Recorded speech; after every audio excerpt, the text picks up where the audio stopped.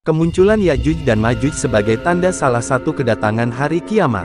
Mereka datang dan menyerang dalam jumlah yang banyak sebagaimana dijelaskan dalam Al-Quran maupun hadits. Mengutip Syekh Hamid Ahmad At-Tahir Al-Basyuni dalam buku Kisah-Kisah dalam Al-Quran, Ya'juj dan Ma'juj dalam jumlah yang besar menyerang daerah bernama Bain As-Sadain, sebuah daerah yang terletak di antara dua gunung yang sama tingginya. Di antara kedua gunung tersebut, Ya'juj dan Ma'juj merampok dan merusak segala sesuatu yang ditemuinya hingga membuat kaum Ma'adin dari Bain As-Sadain diliputi ketakutan. Ketakutan kaum tersebut mulai mereda setelah kedatangan seorang raja muslim yang adil bernama Zulkarnain. Kaum yang diserang oleh Ya'juj dan Ma'juj pun sampai menawarkan harta benda mereka padanya agar Zulkarnain dapat membuat dinding pemisah dengan Ya'juj dan Ma'juj. Namun, Zulkarnain menolak dan merasa cukup dengan harta dan pahala yang akan diberikan Allah Subhanahu wa Ta'ala kepadanya.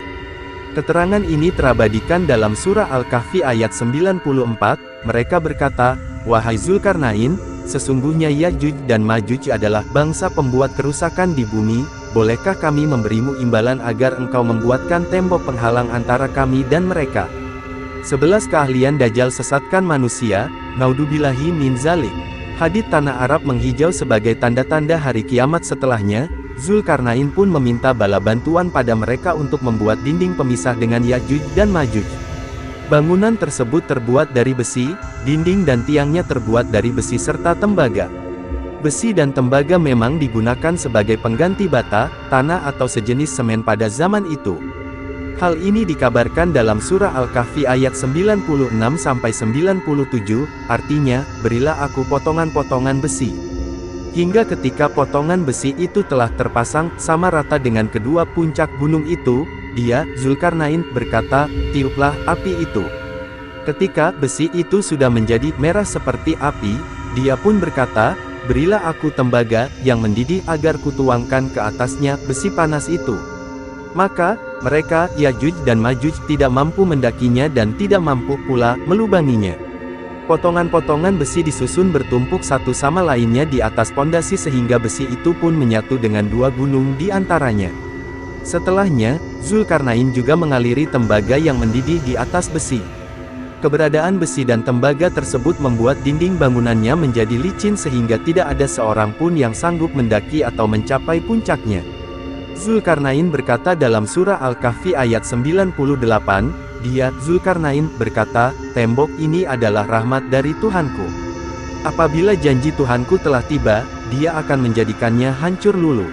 Janji Tuhanku itu benar." Di mana dinding pemisah Ya'juj dan Ma'juj? Syekh As-Syankiti dalam tafsirnya berpendapat, sudah dipastikan Ya'juj dan Ma'juj masih berada di balik dinding tersebut. Namun, Allah Subhanahu wa Ta'ala sengaja menyembunyikan keberadaan dinding tersebut dari pandangan manusia hingga waktunya tiba. Tanda terakhir datangnya hari kiamat menurut sabda Nabi. Keterangan ini juga diperkuat dari firman-Nya dalam surah Al-Maidah ayat 26. Kekuasaannya menjadikan Bani Israel berada di padang Ti selama 40 tahun lamanya tanpa ada seorang pun yang mengetahuinya.